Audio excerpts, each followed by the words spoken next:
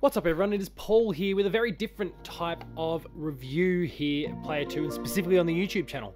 We're looking at the PlayStation 5 Slim. Well, it's just really called the PlayStation 5 these days, but it is the Slim model. It is going to be phasing out in time the original big bad beast that is the raw PS5. And thanks to PlayStation Australia, I have one. Now, I will stress, again, thanks to PlayStation Australia, I have one for the purpose of this review and a whole range of content that I intend to do with the Slim.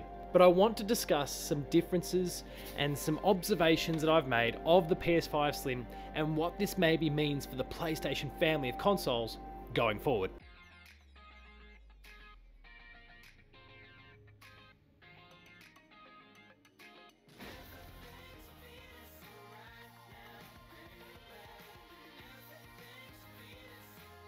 So firstly, let's talk about the console itself. Now, as has been fairly well documented, you can actually get the console in two different forms. Discless and the version that was sent to me with the disc. You can get the attachment and fix it, and you've got yourself the ability to use your Blu-rays, punch your DVDs in there, whatever it is you may choose to do, you've got the ability to do so. We are in a rapidly expanding digital market these days, and so it makes a lot of sense for people to have the option. If they don't want to partake, you don't have to, and I think that's fantastic. Congratulations to PlayStation for doing so. Let's dive into some other components of it. There's the cosmetic look, for starters. You'll notice, hopefully it's projecting itself nicely, but what we've got here is the glossy top half, and that extends to both sides of the console, as opposed to the matte at the bottom. You can probably even hear it in terms of, you know, what it's like to run fingers across it. It's, you know, it's quite noticeable. It's an interesting sort of look. You know, still built upon the foundations of the original PS5, but slimline, much sleeker, much more appealing, and much more practical within the living room space. There are a number of little changes that do make a bit of a difference. So you'll notice at the front here that both ports are now USB-C. The original PS5 was a USB-A, USB-C pairing. Works still pretty well, but so many devices within the PlayStation family are moving to USB-C charging, 100%. There's so many more ports out there these days that will just naturally charge USB-C, and so it made a lot of sense to make that a really accessible spot on the console. You'll have one for your PSVR, should you choose to partake, and the DualSense that comes with it these days has done away with the USB-C to USB-A port. They are now both USB-C.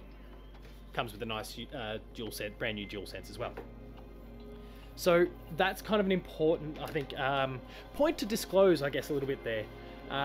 You might have a whole range of different devices you can plug into. You're not without USB-A. There's two on the back there as well, but USB-C is kind of the future of this platform, I suppose, and PlayStation was right to embrace it and position it front and center. Beyond that, we've obviously spoken about the disc drive. You've still got your on button. You've still got all of those other features. Ejector's a quite a fairly tangible, physical, obvious button as opposed to the way it was on the front there of the original PS5.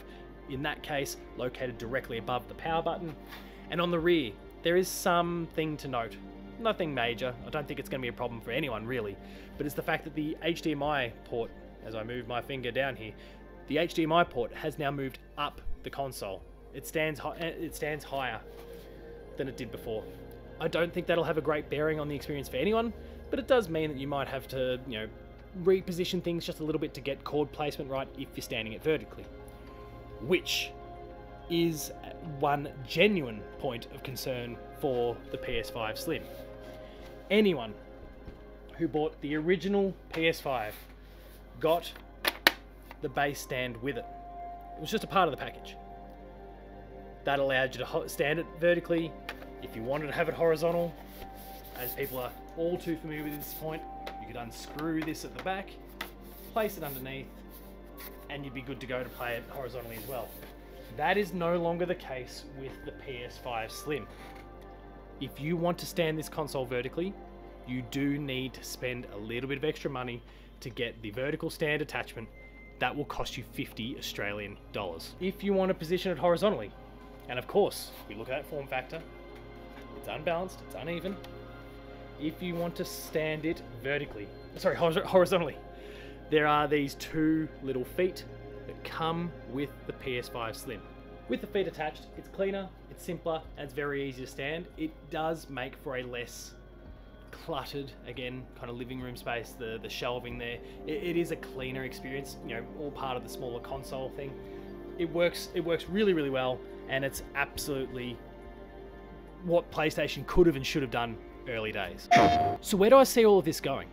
Well, this is a fantastic middle step for the PS5. Now, of course, there have been rumors and speculation about a PS5 Pro, you know, a mid-gen upgrade of some sort, and it remains to be seen as to whether that's true. But for anyone unaware, the talk is maybe late 2024, early 2025. We'll wait and see in that particular regard. But what is clear at the moment, through the PlayStation 5 Slim, through the wireless earbuds that have come out recently, and even the PlayStation 5 Portal, and I will again disclose in the interest of all transparency, both the pods as well as the Portal have been both sent to me for review. The content is already up on the Player 2 website. Please go check all that out. But again, disclosure, transparency. It's clear that PlayStation is looking to hit a hard refresh on the platform, kind of inject some extra life into it, provide more options, lean into that boutique, very Apple, clean, high-end look and feel that company's had, and bring it across to the PlayStation brand. They're leaning heavily upon IP that we know and love, and if you scroll through that PlayStation library, those catalogs you're going to find amazing titles like The Last of Us, you're going to find God of War, and it is all the premium, top-end, gorgeous-looking stuff. It works a treat. People love it. And I think that's being applied to the console here. We're getting these upgraded platforms that look sleeker than ever before, that do things that PlayStation has never really dabbled in before, but they are looking to expand the audience. They are looking to give the audience what they want, when they want, even if it is a small section of the audience. I think it's a fantastic initiative, and I'm curious, so curious, to see where it goes in the future. In terms of the insides of the Slim, that really hasn't changed. There is one fundamental difference, however, small one, but a fundamental difference. The PS5 Slim's internal memory, before you go, you know, popping any of your own SSDs and expanding and all that sort of thing. The original PS5 had a 1 terabyte SSD. Memory of that was then lost for all the operating systems and various different bits and pieces that just get the console going, and you're ultimately left with 820 gigabytes or so of memory. When it comes to the Slim, it's a terabyte left over, which, you know, might be, you know, that's a whole Call of Duty game for people. That's Final Fantasy VII Rebirth. That's a whole other, you know, big monster AAA game. But, you know, for the typical consumer, there's a whole range of different things you can do with that. It's a great little thing, and it's not jacked up the price in any way, shape, or form. So congratulations to PlayStation for giving people that little bit extra to come with their console day and date. Beyond that, the typical experience with the PS5 Slim is no different to what you get from the original PS5. It runs quietly. It does a fantastic job of playing the games. Again, you've got the disc or discless based version of the console. It's exactly what you've come to see before.